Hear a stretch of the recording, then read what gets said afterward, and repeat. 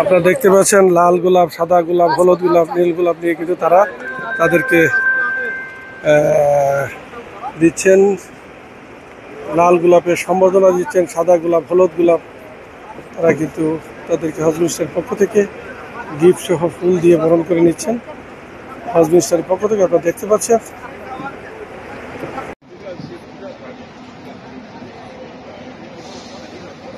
দেখতে পাচ্ছেন লাল গোলাপের সম্বর্ধনা জানাচ্ছে আমাদের সম্মানিত হাজিদেরকে এবং সাদা গোলাপ। সার্ভিস কেমন আপনার?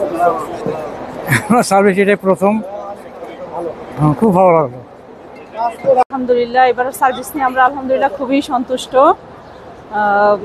ভবিষ্যতেও যাতে আরো উন্নত হতে